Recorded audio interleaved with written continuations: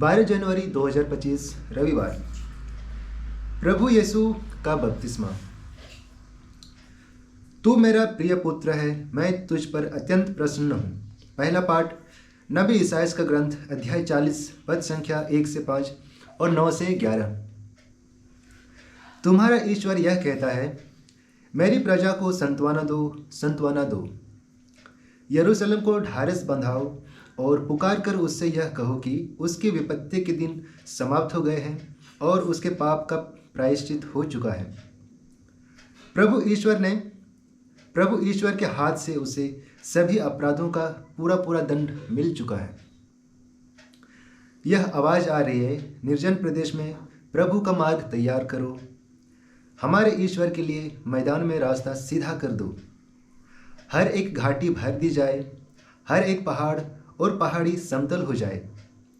खड़ी चट्टान को मैदान और कागार को घाटी बना दिया जाए। तब प्रभु ईश्वर की महिमा प्रकट हो जाएगी और पहाड़ी और शरीरधारी उसे देखेंगे, क्योंकि प्रभु ने ऐसा ही कहा है। सिय्योन को शुभ संदेश सुनाने वाले ऊंचे पहाड़ पर चढ़ो, यरूशलेम को शुभ संदेश सुनाने वाले अपनी आवाज़ ऊंची कर लो। निडर होकर यहूदा के नगरों से पुकार कर यह कहो, यही तुम्हारा ईश्वर है। देखो, प्रभु ईश्वर सामर्थ्य के साथ आ रहा है, वह सब कुछ अपने अधीन कर लेगा। वह अपना पुरस्कार अपने साथ ला रहा है और उसका विजयोपकार भी उसके साथ है। वह गडेरिये की तरह अपना रेवड़ चराता है, वह मेमने को उठाकर अपनी छाती से लगा लेता और दूध पिलाने वाली भेड़ें धीरे धीरे ले चलता है। यह प्रभु की वाणी है। ईश्वर को धन्यवाद। दूसरा पाठ तीतुस अध्याय 2 पद संख्या 14 और अध्याय 3 पद संख्या 4 से 7। क्योंकि प्रभु ईश्वर की कृपा सभी मनुष्यों की मुक्ति के लिए प्रकट हो गई है, वह हमें यह शिक्षा देती है कि अधार्मिकता तथा विषय वासना त्याग कर हम इस पृथ्वी पर संयम, न्याय तथा भक्ति का जीवन बिताएं और उस दिन की प्रतीक्षा करें जब हमारी आशाएं पूरी हो जाएंगी और हमारे महान ईश्वर एवं मुक्तिदाता ईसा मसीह महिमा प्रकट होगी। उन्होंने हमारे लिए अपने को बलि चढ़ाया, जिससे वह हमें हर प्रकार की बुराई से मुक्त करे और हमें ऐसी प्रजा बनाए जो शुद्ध हो, जो उनकी अपनी हो और जो भलाई करने के लिए उत्सुक हो। किंतु हमारे मुक्तिदाता ईश्वर की कृपालुता तथा मनुष्यों के प्रति उसका प्रेम पृथ्वी पर प्रकट हो गया है। उसने नवजीवन के जल और पवित्र आत्मा की संजीवन शक्ति द्वारा हमारा उद्धार किया है। उसने हमारी किसी पुण्य कर्म के कारण ऐसा नहीं किया, बल्कि इसलिए कि वह दयालु है। उसने हमारे मुक्तिदाता ईसा मसीह द्वारा हमें प्रचुर मात्रा में पवित्र आत्मा का वरदान दिया, जिससे हम उसकी कृपा की सहायता से धर्मी बनकर अनंत जीवन के उत्तराधिकारी बनने की आशा कर सकें। यह प्रभु की वाणी है। ईश्वर को धन्यवाद। संत लूकस के अनुसार आज का पवित्र सुसमाचार अध्याय 3 पद संख्या 15 और 16 और 21 और 22। जनता में उत्सुकता बढ़ती जा रही थी और यूहन्ना के विषय में सब मन ही मन सोच रहे थे कि कहीं यही तो मसीह नहीं है। इसलिए यूहन्ना ने सबों से कहा, मैं तो तुम लोगों को जल से बपतिस्मा देता हूँ, परंतु एक आने वाले हैं जो मुझसे अधिक शक्तिशाली हैं। मैं उनके जूते का फीता खोलने योग्य भी नहीं हूँ। वह तुम लोगों को पवित्र आत्मा और आग से बपतिस्मा देंगे। सारी जनता को बपतिस्मा मिल जाने के बाद ईसा ने भी बपतिस्मा ग्रहण किया। इसे ग्रहण करने के अनंतर वह प्रार्थना कर ही रहे थे कि स्वर्ग खुल गया। पवित्र आत्मा कपोत जैसे शरीर के रूप में उन पर उतरा और स्वर्ग से यह वाणी सुनाई दी, तू मेरा प्रिय पुत्र है, मैं तुझ पर अत्यंत प्रसन्न हूँ। यह हमारे प्रभु यीशु ख्रिस्त का सुसमाचार है। हे ख्रिस्त, तेरी महिमा हो। तो आइए आज के तीनों पाठों पर हम मनन चिंतन करते हैं और इसे हम सुनेंगे फादर जीवन किशोर तिर्की के द्वारा। और वो बताते हैं, ख्रिस्त में प्यारे भाइयों बहनों, आज माता कलीसिया प्रभु के बपतिस्मा का त्यौहार मना रही है। आज के प्रथम पाठ में नबी ईसायास प्रभु यीशु के बारे में भविष्यवाणी करते हैं। बाइबल में नबी ईश्वर के प्रवक्ता थे, अतः ईश्वर नबियों के जरिए मनुष्यों तक अपना संदेश पहुंचाते थे। जब नबी यह कहते हैं, यह मेरा सेवक है, मैं इसे संभालता हूँ, मैंने इसे चुना है, मैं इस पर अत्यंत प्रसन्न हूँ, मैंने इसे अपना आत्मा प्रदान किया है, यह वचन स्वयं नबी का नहीं अपितु वह वचन ईश्वर का है, जिसे आज के सुसमाचार में पुनः दोहराया जाता है। इस प्रकार नबी ईसायास के जरिए ईश्वर ने जो यीशु के संबंध में कहा था पूर्ण होता है। योहन पाप क्षमा कर उपदेश देकर लोगों को बपतिस्मा दे रहा था। यीशु ने कोई पाप नहीं किया था, यीशु निष्पाप थे, अतः उन्हें बपतिस्मा लेने की आवश्यकता नहीं थी। फिर भी यीशु बपतिस्मा लेते हैं, क्यों?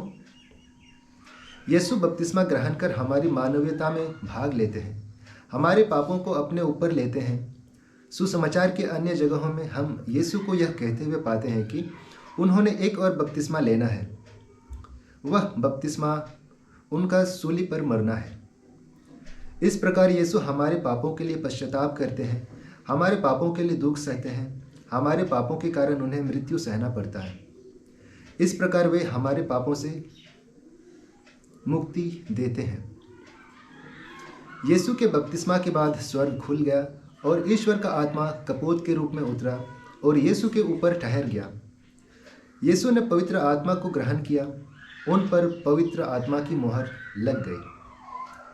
कैलिफोर्निया पुलिस एवं अदालत ने किशोरों में एक ऐसी गोदन यानी कि टैटू पाई है जो कि कॉस्मेटिक सजावट से बढ़कर है। कुछ वर्ष पहले किशोर अपराध न्यायालय के न्यायाधीश ने कैलिफोर्निया में यह पाया कि किशोरों की बहुत बड़ी संख्या जो उनके समक्ष पेश की जा रही थी, उनके हाथों, उंगलियों एवं चेहरों में टैटू थी। उन्हें बाद में पता चला कि यह टैटू उनके किसी विशेष गिरोह में होने की पहचान थी, जो कि अधिकतम किसी ड्रग्स के उपभोग करता थे। ऐसी बहुत से टैटू युवाओं द्वारा ही की गई थी जो इसके सदस्य होने को बेकरार थे। न्यायाधीश ने बाद में यह पता भी लगा लिया कि जिन किशोरों में यह टैटू प्रत्यक्ष थे, वे वास्तव में नौकरी से निकाले गए थे, क्योंकि संभावित नियोक्ता टैटू को अपराध एवं अक्षमता समझते थे और इन्हें नौकरी देने से इनकार कर देते थे। न्यायाधीश ने लॉस एंजल्स प्रदेश में चिकित्सा संघ के सदस्यों से पूछा, यदि कोई प्लास्टिक सर्जन बिना पैसा लिए बाल अपराधियों के टैटू को मिटा सकता है? डॉक्टर कार्ल स्टेन, एक लॉस एंजल्स के बहुत मशहूर प्लास्टिक सर्जन, स्वेच्छा से आगे आए।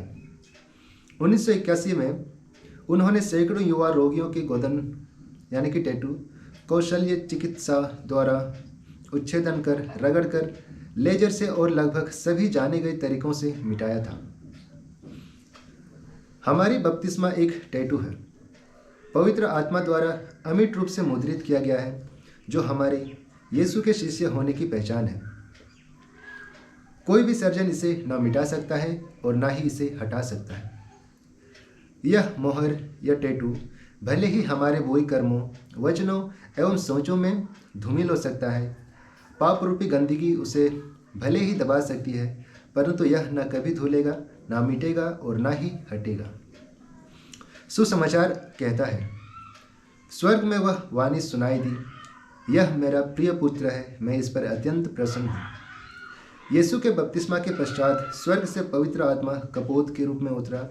इसके बाद ही यह मेरा प्रिय पुत्र है वाणी सुनाई दी, यानी कि हमारे बपतिस्मा में जब हम पर पवित्र आत्मा की मोहर लगाई गई है, हम यीशु के शिष्य और ईश्वर के पुत्र पुत्रियां बन गए हैं।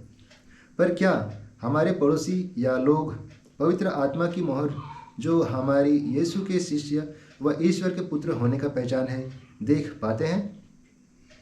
जब हम लोगों को निस्वार्थ भाव से प्रेम करते हैं, या मोहर या टैटू लोगों को नज़र आता है। जब जब लोग हमें दुख पहुंचाते हैं और हम बदला लेने के बजाय क्षमा करते हैं तो पवित्र आत्मा की मोहर को लोग महसूस करते हैं।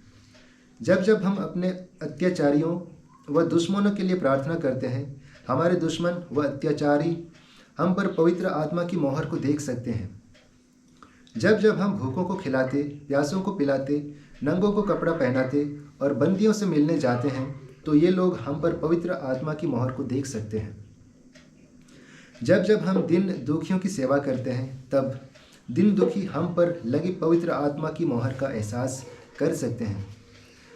जब जब हम अपने पड़ोसी को अपने समान प्यार करते हैं तो हमारे पड़ोसी हम पर लगी पवित्र आत्मा की मोहर को देख सकते हैं।